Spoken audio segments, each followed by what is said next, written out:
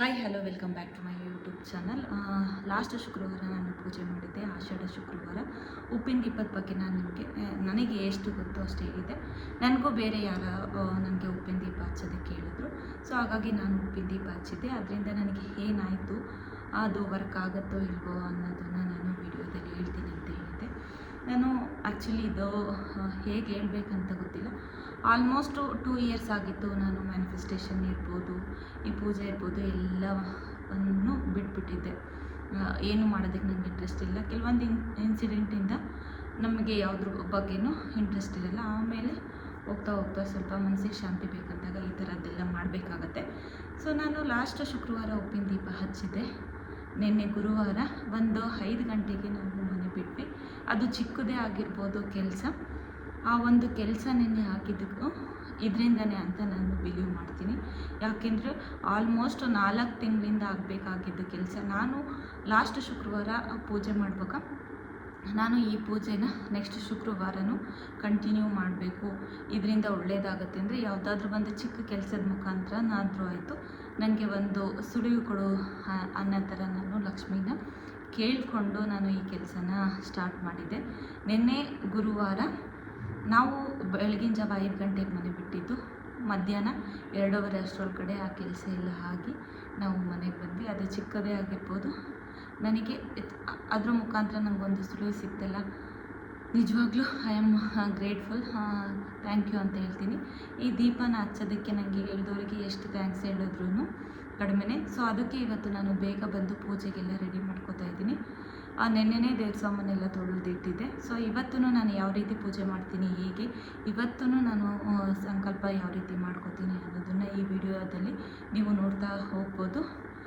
Next ಏನೇನು ಅನ್ನೋದನ್ನು ನಾನು ಕಂಟಿನ್ಯೂ ಮಾಡ್ತೀನಿ ಈ ವಿಡಿಯೋನ. ಬನ್ನಿ ನೋಡೋಣ. ನಾನು ನಿನ್ನೆ ದೇವ್ರ ಐಟಮ್ ಎಲ್ಲ ತೊಳೆದೋಗಿದ್ದೆ. ಬೆಳಿಗ್ಗೆ ಹಾಗೆಯೇ ದೀಪ ಅನಿಸಿದ್ದೆ. ಬಂದು ಸಂಜೆ ನಾನು ನೀಟಾಗಿ ಪೂಜೆ ಮಾಡೋಣ ಅಂತ.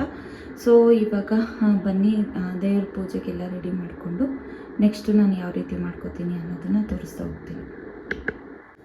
ನಾನು ಅರಿಶಿನ ಎಲ್ಲ ಹಚ್ಚಿ ಇವಾಗ ಕುಂಕುಮ ಎಲ್ಲ ಹಚ್ಚಿ ರೆಡಿ ಮಾಡ್ಕೊಂಡಿದ್ದೀನಿ. ಇವಾಗ ಪ್ರಸಾದಕ್ಕೆ ರೆಡಿ ಮಾಡ್ಕೊಳ್ಳೋಣ. ಆಮೇಲೆ ದೇವ್ರಿಗೆ ಎಲ್ಲ ರೆಡಿ ಮಾಡಿಕೊಂಡು ಹೂವು, ಅರಿಶಿನ, ಕುಂಕುಮ ಎಲ್ಲ ಹಚ್ಕೊಂಡು ರೆಡಿ ಮಾಡಿ ನಾನು ನಿಮಗೆ ಸಿಗ್ತೀನಿ. ಇವಾಗ ಪ್ರಸಾದಕ್ಕೆ ರೆಡಿ ಮಾಡೋಣ ಬನ್ನಿ. ಎವ್ರಿ ಫ್ರೈಡೇ ಅಂತೂ ಈ ಶಂಖಪುಷ್ಪ ಹೂವು ಅಂತೂ ನಮ್ಮ ಗಿಡದಲ್ಲಿ ಸಿಗುತ್ತೆ. ಸೊ ಅದನ್ನು ರೆಡಿ ಮಾಡ್ಕೊಂಡಿದ್ದೀನಿ. ನಾನು ನೆನ್ನೆನೇ ಮಲ್ಲಿಗೆ ಹೂವು ತಂದು ಕಟ್ಟಿಟ್ಕೊಂಡಿದ್ದೆ. ಸ್ವಲ್ಪ ರೋಸು, ಸ್ವಲ್ಪ ತುಳಸಿ, ಬಾಳೆಹಣ್ಣೆಲ್ಲ ಇಟ್ಕೊಂಡಿದ್ದೀನಿ. ಈಗ ನೈವೇದ್ಯ ಮಾಡಬೇಕು. ನೈವೇದ್ಯಗೆ ನಾನಿವತ್ತು ಪೈನಾಪಲ್ ಕೇಸರಿಬಾತ್ ಮಾಡೋಣ ಅಂತ ಅಂದ್ಕೊಂಡಿದ್ದೀನಿ. ಅದನ್ನು ಸಿಂಪಲ್ಲಾಗಿ ಜಾಸ್ತಿ ಮಾಡಲ್ಲ, ಸ್ವಲ್ಪ ಕ್ವಾಂಟಿಟಿಲಿ ಮಾಡ್ತೀನಿ. ಹಾಗೆಯೇ ಇಲ್ಲಿ ನೋಡ್ಬೋದು, ನಾನು ಇಲ್ಲಿ ವಿಳ್ಯದೆಲೆ ಇಟ್ಟು ದೀಪ ಇಟ್ಟು ಉಪ್ಪೆಲ್ಲ ರೆಡಿ ಮಾಡ್ಕೊಂಡಿದ್ದೀನಿ. ಸೊ ನೆಕ್ಸ್ಟು ಪ್ರಸಾದ ರೆಡಿ ಆಗಿದ ತಕ್ಷಣವೇ ನಾನು ಪೂಜೆಗೆ ರೆಡಿ ಮಾಡ್ಕೋತೀನಿ. ಬನ್ನಿ. ಇಲ್ಲಿ ನಾನು ರವೆನ ಹುರ್ಕೊತಾ ಇದ್ದೀನಿ. ಇಲ್ಲಿ ನಾನು 2 ಪೀಸು ಪೈನಾಪಲ್ ತೊಗೊಂಡಿದ್ದೀನಿ, ಸ್ವಲ್ಪ ಕಲ್ಸಕ್ಕರೆ ತೊಗೊಂಡಿದ್ದೀನಿ. ನಾನು ಬೆಲ್ಲ ಮತ್ತು ಶುಗರ್ ಯೂಸ್ ಮಾಡೋದು. ಸೊ ಹಾಗಾಗಿ ನಾನು ಇಲ್ಲಿ ಕಲ್ಸಕ್ಕರೆನೇ ಯೂಸ್ ಮಾಡೋದ್ರಿಂದ ಸ್ವಲ್ಪ ಕಲ್ಸಕ್ಕರೆ ಹಾಕ್ಕೊಂಡಿದ್ದೀನಿ. ಒಂದು ಚಿಕ್ಕದ ಏಲಕ್ಕಿ ಹಾಕ್ತು. ಇದನ್ನು ಸ್ವಲ್ಪ ತರಿ ಥರ ಪೇಸ್ಟ್ ಮಾಡಿಕೊಂಡು ಪೈನಾಪಲ್ಲು ಕೇಸರಿಬಾತ್ ಹೇಗೆ ಮಾಡೋದು ನೋಡೋಣ ಬನ್ನಿ. ನೈವೇದ್ಯಕ್ಕೆ ರೆಡಿ ಮಾಡ್ಕೊಳ್ಳೋಣ. ಲೇಟ್ ಆಗ್ತಿದೆ. ಹಾಗೆಯೇ ನಾನು ಬಾಗಿಲನ್ನು ತೊಳಿಬೇಕು. ಬನ್ನಿ ನೋಡ್ಕೊಳ್ಳೋಣ. ಇವಾಗ ತರಿಯಾಗಿ ರುಬ್ಬಿಟ್ಕೊಂಡಿದ್ದೀನಿ. ಇದ್ರ ಒಂದು ಪ್ಯಾನ್ ಇಟ್ಕೊಂಡು ಇದಕ್ಕೆ ಏನು ನಾವು ರುಬ್ಬಿಟ್ಕೊಂಡಿರೋ ಅಂತಹ ಪೈನಾಪಲ್ಲು ಮತ್ತು ಕಲ್ಸಕ್ಕರೆ, ಹಾಗೆಯೇ ಸ್ವಲ್ಪ ಏಲಕ್ಕಿ ಹಾಕಿ, ನಿಮಗೆ ಬೇಕಂದರೆ ಒಣಗಿರೋ ಶುಂಠಿನೂ, ನೀವು ಡ್ರೈ ಜಿಂಜರ್ನೂ ನೀವು ಇದಕ್ಕೆ ಸೇರಿಸ್ಕೋಬೋದು. ಟೇಸ್ಟು ತುಂಬ ಚೆನ್ನಾಗಿರುತ್ತೆ.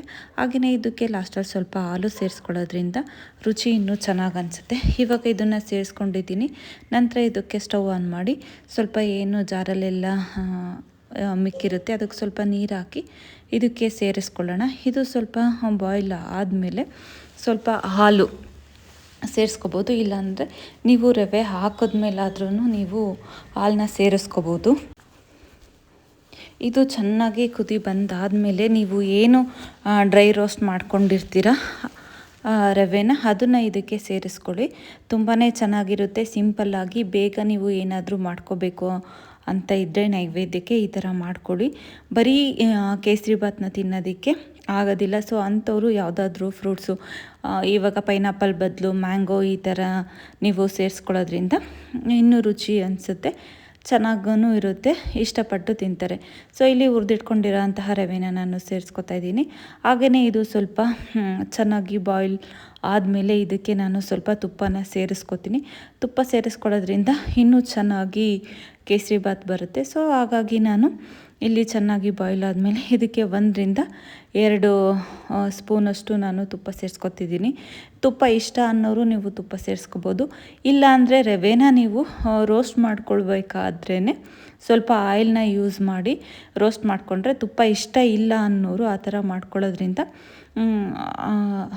ಕೇಸರಿಬಾತು ಚೆನ್ನಾಗಿ ಅನಿಸುತ್ತೆ. ಬೇಕಿದ್ದರೆ ನೀವು ಇದಕ್ಕೆ ಬನಾನೂ ಸೇರಿಸ್ಕೋಬೋದು, ಅಥವಾ ನಿಮಗೆ ಯಾವ ಫ್ರೂಟ್ಸ್ ಇಷ್ಟ ಆ ಫ್ರೂಟ್ಸ್ ಸೇರಿಸ್ಕೊಂಡು ನೀವು ಮಾಡಿಕೊಂಡ್ರೆ ತುಂಬಾ ಚೆನ್ನಾಗಿರುತ್ತೆ. ನನಗೆ ಇನ್ನೊಂದು ಸ್ವಲ್ಪ ಇಲ್ಲಿ ನೀರು ಬೇಕು ಅನ್ನಿಸ್ತು. ಸೊ ಹಾಗಾಗಿ ಇಲ್ಲಿ ನಾನು ನೀರನ್ನ ಸೇರಿಸ್ಕೊತಾ ಇದ್ದೀನಿ. ಸ್ವಲ್ಪ ಹೊತ್ತು ಚೆನ್ನಾಗಿ ಬೇಯಲಿ. ಅದಾದಮೇಲೆ ನೀವು ಯಾವುದೇ ಇರ್ಬೋದು, ಇವಾಗ ಸತ್ಯನಾರಾಯಣ ಪೂಜೆಗೆ ಮಾಡ್ತಾರಲ್ಲ ಆ ಥರದ್ದು ಪ್ರಸಾದನಾದ್ರೂ ನೀವು ಏನಾದರೂ ಮೊಸರನ್ನ ಇರ್ಬೋದು, ಅಥವಾ ಪುಳಿಯೋಗರೆ ಇರ್ಬೋದು, ಸ್ವೀಟ್ ಆದರೂ ಆಯಿತು, ಅಥವಾ ಚಿತ್ರಾನ್ನ ಇರ್ಬೋದು. ಆದರೆ ನೀವು ಇಲ್ಲಿ ಈರುಳ್ಳಿ ಮತ್ತು ಬೆಳ್ಳುಳ್ಳಿನ ಯೂಸ್ ಮಾಡಬೇಡಿ. ಯಾಕೆಂದರೆ ದೇವ್ರ ನೈವೇದ್ಯಕ್ಕೆ ಈರುಳ್ಳಿ ಬೆಳ್ಳುಳ್ಳಿ ಯೂಸ್ ಮಾಡಬಾರ್ದು ಅಂತಾರೆ. ಹಾಗಾಗಿ ನೀವು ಈರುಳ್ಳಿ ಬೆಳ್ಳುಳ್ಳಿನ ಆದಷ್ಟು ಕಡಿಮೆ ಯೂಸ್ ಮಾಡಿ ನೈವೇದ್ಯ ಮಾಡಿ. ಅದ್ರ ಬದಲು ಸ್ವೀಟೇ ಮಾಡೋದು ಬೆಸ್ಟ್ ಅಂತ ಅನಿಸುತ್ತೆ. ಇಲ್ಲ ಅಂದರೆ ಮೊಸರನ್ನ ಈ ಥರದ್ದು, ಅಥವಾ ಹಾಲನ್ನು, ಅಥವಾ ಹಾಲು ಮತ್ತು ಸಕ್ಕರೆ ಸ್ವಲ್ಪ ಅದಕ್ಕೆ ಬಾಳೆಹಣ್ಣ ಸೇರಿಸಿ ನೀವು ನೈವೇದ್ಯನ ಮಾಡ್ಕೋಬೋದು. ಸೊ ಇಲ್ಲಿ ನೈವೇದ್ಯ ರೆಡಿಯಾಗಿದೆ. ಹಾಗೆಯೇ ನಾನು ಪೂಜೆ ಮಾಡೋದಕ್ಕೆ ಸೀರೆ ಎಲ್ಲ ಉಟ್ಕೊಂಡು ಯಾವ ರೀತಿ ರೆಡಿಯಾಗಿದ್ದೀನಿ ಅಂತ ನಿಮಗೆ ತೋರಿಸ್ತೀನಿ, ಬನ್ನಿ. ನೋಡ್ಬೋದು, ನಾನು ಇವಾಗ ಬಾಗಿಲು ಎಲ್ಲ ಸಾರಿಸಿ ರಂಗೋಲಿ ಎಲ್ಲ ಹಾಕಿ ರೆಡಿ ಮಾಡ್ಕೊಂಡಿದ್ದೀನಿ. ಇಲ್ಲಿ ಸಾಯಿಬಾಬಾಗೂ ಹೂವು ಎಲ್ಲ ಮುಡಿಸಿ ರೆಡಿ ಮಾಡಿ ಇದ್ದೀನಿ. ನಾನು ಸೀರೆ ಎಲ್ಲ ಉಟ್ಕೊಂಡು ಸೊ ರೆಡಿ ಹಾಕಿದ್ದೀನಿ. ಆದರೆ ದೇವಸ್ಥಾನಕ್ಕೂ ಹೋಗಿ ಬಂದುಬಿಡೋಣ ಅಂತ. ಇಲ್ಲಿ ದೇವ್ರ ಮನೆಗೆ ಬೇಕಾದಂತಹ ಎಲ್ಲದನ್ನು ರೆಡಿಯಾಗಿದೆ.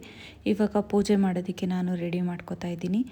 ಇಲ್ಲಿ ದೀಪ ಎಲ್ಲ ಆಗಿದೆ. ಹಾಗೆಯೇ ನಾನು ನೀವು ಎಳ್ಳೆಣ್ಣೆ ದೀಪ ಆದರೂ ಹಚ್ಬೋದು, ಅಥವಾ ತುಪ್ಪದ ದೀಪನಾದರೂ ಹಚ್ಬೋದು. ನಾನು ಇಲ್ಲಿ ತುಪ್ಪದ ದೀಪ ಹಚ್ತಾ ಇದ್ದೀನಿ. ನಾನು ಲಾಸ್ಟ್ ಶುಕ್ರವಾರನೂ ತುಪ್ಪದ ದೀಪನೇ ಹಚ್ಚಿದ್ದೆ. ಹಾಗಾಗಿ ಈ ಶುಕ್ರವಾರನೂ ನಾನು ತುಪ್ಪದ ದೀಪನೇ ಹಚ್ತಾ ಇದ್ದೀನಿ. ಅದಾದಮೇಲೆ ಸ್ವಲ್ಪ ಅಕ್ಷತೆ, ಸ್ವಲ್ಪ ಹೂವು ತೊಗೊಂಡು ನನಗೆ ಏನು ಕೆಲಸ ಆಗಬೇಕು, ಅಥವಾ ನಿಮಗೇನು ಕೆಲಸ ಆಗಬೇಕು ಅದನ್ನು ಸಂಕಲ್ಪ ಮಾಡಿಕೊಂಡು ಫಸ್ಟು ನೀವು ಆ ದೀಪಕ್ಕೆ ಅಕ್ಷತೆ ಮತ್ತು ಹೂವನ್ನ ಹಾಕಿ, ಅದಾದಮೇಲೆ ನೀವು ದೀಪ ಅಂಟಿಸಿ ನಿಮಗೇನಾಗಬೇಕು, ನಮ್ಮ ಮನೇಲಿರೋ ಅಂತಹ ನಕಾರಾತ್ಮಕತೆ ಎಲ್ಲ ಹೋಗಲಿ, ನನ್ನ ಮನಸ್ಸಲ್ಲಿರೋ ನಕಾರಾತ್ಮಕ ಯೋಚನೆಗಳೆಲ್ಲ ದೂರ ಆಗಲಿ, ಆರ್ಥಿಕ ಸಮಸ್ಯೆ ಇದ್ದರೆ ಆರ್ಥಿಕ ಸಮಸ್ಯೆ ದೂರ ಆಗಲಿ, ಅಥವಾ ಯಾವುದಾದ್ರೂ ಕೆಲಸ ಆಗಬೇಕಂದ್ರೆ ನನಗೆ ಈ ಥರ ಕೆಲಸ ಆಗಲಿ ಅಂತ ನೀವು ಸಂಕಲ್ಪ ಮಾಡಿಕೊಂಡು ನೀವು ದೀಪ ಅಂಟಿಸಿ. ನೀವು ಬೆಂಕಿ ಕಡ್ಡಿಲಿ ದೀಪ ಅಂಟಿಸ್ಬೇಡಿ. ಆದಷ್ಟು ಈ ಥರ ಅಗರಬತ್ತಿಲಿ ದೀಪ ಅಂಟಿಸೋದು ತುಂಬಾ ಒಳ್ಳೆಯದು. ಹಾಗಾಗಿ ನಾನು ಇಲ್ಲಿ ಅಗರಬತ್ತಿನೇ ಯೂಸ್ ಮಾಡಿದ್ದೀನಿ. ನೀವು ಕೆಲವರಿಗೆ ಒಂದು ವಾರದಲ್ಲೇ, ನನಗಂತೂ ಒಂದು ಚಿಕ್ಕ ಕೆಲಸನೇ ಆಗಿರ್ಬೋದು, ಒಂದು ವಾರದಲ್ಲಿ ನನಗೆ ಆಗಿರೋದು ತುಂಬಾ ಖುಷಿ ಇದೆ. ನಾನು ಯಾವಾಗಲೂ ನಿಜ, ನಾನು ಪ್ರತಿ ವರ್ಷ ಆಷಾಢ ಶುಕ್ರವಾರನ ಉಪ್ಪಿನ ದೀಪನ ಹಚ್ಬೇಕಂತ ನಾನು ಸಂಕಲ್ಪ ಮಾಡ್ಕೊಂಡಿದ್ದೀನಿ. ನನಗೆ ಎಷ್ಟೇ ಕಷ್ಟ ಆಗಲಿ, ಅಥವಾ ನನಗೆ ಎಷ್ಟೇ ಕೆಲಸ ಇದ್ರೂ ನೆಕ್ಸ್ಟು ಆಷಾಢ ಶುಕ್ರವಾರನೂ ನಾನು ಮಿಸ್ ಮಾಡ್ದಲೇ ನಾನು ಶುಕ್ರವಾರ ನಾನು ಪೂಜೆ ಮಾಡಬೇಕಂತ ನಾನು ಅಂದ್ಕೊಂಡಿದ್ದೀನಿ. ಇನ್ನು ವರ್ಷ ನಾನು ಆಷಾಢ ಶುಕ್ರವಾರ ಪೂಜೆ ಮಾಡಬೇಕಂತ ಡಿಸೈಡ್ ಮಾಡಿದ್ದೀನಿ. ನೀವು ಮನಸ್ಸಿಟ್ಟು, ಶ್ರದ್ಧೆ ಇಟ್ಟು, ನಂಬಿಕೆ ಇಟ್ಟು ನೀವು ಪೂಜೆ ಮಾಡಿದ್ರೆ ನಿಮಗೆ ಯಾವ ಕೆಲಸ ಆಗಬೇಕು ಅದು ಕೆಲಸ ಖಂಡಿತ ಆಗುತ್ತೆ. ನಾನು ನಂಬಿರಲಿಲ್ಲ. ನಾನೇನಾದ್ರೂ ಒಂದು ಸುಳಿವು ಏನಾದರೂ ಸಿಕ್ಕಿದ್ರೆ ಕಂಟಿನ್ಯೂ ಮಾಡ್ಕೊಂಡು ಹೋಗೋಣ ಅಂತ ಅಂದ್ಕೊಂಡು ನಾನು ಮಾಡಿದ್ದು. ಅವ್ರು ಹೇಳಿದರು, ಇಲ್ಲ ನೀನು ಮನಸ್ಸಿಟ್ಟು ಶ್ರದ್ಧೆ ಇಟ್ಟು ಮಾಡು, ನಿನಗಾಗತ್ತೆ. ನನಗೂ ತುಂಬಾ ಪ್ರಾಬ್ಲಮ್ ಇತ್ತು, ಕೆಲವೊಂದು ಕೆಲಸಗಳಾಗಬೇಕಿತ್ತು. ಆ ಟೈಮಲ್ಲಿ ನಾನು ಮನಸ್ಸಿಟ್ಟು ಶ್ರದ್ಧೆಯಿಂದ ಮಾಡಿದೆ. ಖಂಡಿತ ನನಗೆ ಒಳ್ಳೆಯದಾಗಿದೆ, ನಿನಗೂ ಒಳ್ಳೆಯದಾಗುತ್ತೆ. ಅದು ಚಿಕ್ಕದೇ ಆಗಲಿ ದೊಡ್ಡದೇ ಆಗಲಿ ಆಗತ್ತೆ, ನೀನು ನಂಬಿಕೆ ಇಟ್ಟು ಮಾಡು ಅಂತ ಹೇಳಿದರು. ಸೊ ಹಾಗಾಗಿ ನಾನು ನಂಬಿಕೆ ಇಟ್ಟು ಮಾಡಿದ್ದೆ. ಒಂದು ಚಿಕ್ಕ ಕೆಲಸನೇ ಆಗಲಿ ನನಗೆ ಆ ಕೆಲಸ ಆಗಿದ್ದು ನಿಜವಾಗ್ಲೂ ನನಗೆ ಖುಷಿಯಾಯಿತು. ಈ ಶುಕ್ರವಾರ ಮಾಡೋದಕ್ಕೆ ಮನಸ್ಸು ತುಂಬಿ ಬಂತು ಅಂತಲೇ ಹೇಳ್ಬೋದು. ಅಷ್ಟು ನನಗೆ ಸಮಾಧಾನ ಆಯಿತು. ನೀವೂ ಅಂದ್ಕೊಂಡು ಪೂಜೆ ಮಾಡಿ ನಿಮಗೆ ಯಾರ್ಯಾರಿಗೆ ಏನೇನಾಗಬೇಕು ಎಲ್ಲರಿಗೂ ಒಳ್ಳೆಯದಾಗಲಿ. ಸೊ ಇದಾಗಿತ್ತು ನನ್ನ ಆಷಾಢದ ಶುಕ್ರವಾರದ ಪೂಜೆ. ನನಗೆ ಯಾರು ಈ ಉಪ್ಪಿನ ದೀಪ ಹಚ್ಚು ಅಂತ ಹೇಳಿದ್ರು ಅವರಿಗೆ ತುಂಬಾ ನಾನು ಗ್ರೇಟ್ಫುಲ್ ಆಗಿರ್ತೀನಿ. ಮುಂಚೆ ಎಲ್ಲ ನಾನು ಮ್ಯಾನಿಫೆಸ್ಟೇಷನ್ನು, ಈ ದೀಪ ಹಚ್ಚೋದು, ತೆಂಗಿನಕಾಯಿ ದೀಪ ಹಚ್ಚೋದು ಶಿವನಿಗೆ, ಅದೆಲ್ಲದೂ ಮಾಡ್ತಿದ್ದೆ. ಕೆಲವೊಂದು ಇನ್ಸಿಡೆಂಟಿಂದ, ಕೆಲವೊಂದು ಸಮಸ್ಯೆಗಳಿಂದ ಅದನ್ನೆಲ್ಲ ನಾನು ನಿಲ್ಲಿಸ್ಬಿಟ್ಟಿದ್ದೆ. ಇವಾಗ ನನಗೆ ಅನಿಸ್ತಾ ಇದೆ, ಇವಾಗ ನನ್ನ ಮನಸ್ಸು ಸಮಾಧಾನ ಆಗಿದೆ. ಸೊ ಹಾಗಾಗಿ ನಾನು ಯಾಕೆ ಮತ್ತೆ ನಾನು ಶುರು ಮಾಡ್ಕೋಬಾರ್ದು ಅನ್ನೋದಕ್ಕೋಸ್ಕರ ನಾನು ಶುರು ಮಾಡಿಕೊಂಡು ಮಾಡ್ತಾಯಿದ್ದೀನಿ. ನೀವು ಮನಸ್ಸಿಟ್ಟು ಮಾಡಿ, ಮನಸ್ಸಿಗೆ ಎಷ್ಟೇ ಬೇಜಾರಾಗಿರ್ಬೋದು, ಏನೋ ಗೊತ್ತಿಲ್ಲ, ನಾವು ಕೆಲವೊಂದು ಸಲ ನಮ್ಮ ಲೈಫಲ್ಲಿ ಆಗೋದು ಒಳ್ಳೆಯದಕ್ಕೆ ಅಂತ ಅಂದ್ಕೊಂಡು ಮುಂದೆ ಹೋಗಬೇಕು. ಯಾಕೆಂದರೆ ಯಾರಿಗೆ ಗೊತ್ತು ಹಣೆ ಬರದಲ್ಲಿ ಏನು ಬರೆದಿರುತ್ತೆ ಅಂತ. ನಾವು ಯಾವುದು ಆಗಬಾರ್ದು ಅಂತೀವಿ, ಕೆಲವೊಂದು ಸಲ ಅದೇ ಆದಾಗ ತುಂಬ ಬೇಜಾರಾಗುತ್ತೆ ಲೈಫಲ್ಲಿ. ಅಯ್ಯೋ ಈ ಜೀವನನೇ ಬೇಡ ಅನ್ನೋ ಥರನೂ ಫೀಲ್ ಆಗುತ್ತೆ. ಹಂಗಿದ್ದಾಗ ಕೆಲವೊಂದು ಸಲ ನಮಗೆ ಅದರಿಂದ ಈಚೆ ಬರೋದಕ್ಕೆ ಕೆಲವೊಬ್ಬರು ಸ್ಫೂರ್ತಿ ಆಗ್ತಾರೆ, ಕೆಲವೊಬ್ಬರು ನಮ್ಮ ಜೊತೆ ನಿಂತವ್ರು. ಅಂಥವರಿಗೆ ನಾವು ಥ್ಯಾಂಕ್ಸ್ ಹೇಳಿ ನಮ್ಮ ದಿನನ ಅಥವಾ ನೆಕ್ಸ್ಟ್ ನಮಗೆ ಆಗಬೇಕಾಗಿರೋ ಕೆಲಸನ ನಾವು ಮುಂದುವರ್ಸ್ಕೊಂಡು ಹೋಗೋಣ. ಸೊ ನೀವು ಇದೇ ಥರ ಮಾಡಿ ಅಂತ ಹೇಳ್ತಾ, ಸೊ ಇದಾಗಿತ್ತು ಇವತ್ತಿನ ವಿಡಿಯೋ. ಇದು 2ನೇ ಆಷಾಢ ಶುಕ್ರವಾರದ ಪೂಜೆ ಎಲ್ಲ ಮುಗೀತು. ಸೊ ನಾನು ಅಂದ್ಕೊಂಡಿದ್ದು ಚಿಕ್ಕದೇ ಕೆಲಸನೇ ಆಗಲಿ ಏನಾದರೂ ಆಗಲಿ, ಒಟ್ಟು ಮೊದಲನೇ ಶುಕ್ರವಾರ ಮುಗಿಯೋಷ್ಟರೊಳಗಡೆ ನನ್ನ ಕೆಲಸ ಆಗಿದೆ. ನೀವು ನಂಬಿಕೆ ಇಟ್ಟು ಪೂಜೆ ಮಾಡಿ, ಖಂಡಿತ ನಿಮ್ಮ ಆಸೆ ನೆರವೇರುತ್ತೆ. ಸೊ ಈ ದೀಪ ಹಚ್ಚಿ ನನಗಂತೂ ಮನಸ್ಸಿಗೆ ಸಮಾಧಾನ ಇದೆ. ಇದು 2ನೇ ಆಷಾಢ ಶುಕ್ರವಾರ. ಇವತ್ತೇ ನಾನು ವಿಡಿಯೋನ ಅಪ್ಲೋಡ್ ಮಾಡ್ತಾಯಿದ್ದೀನಿ. Thanks for watching. See you in the next vlog.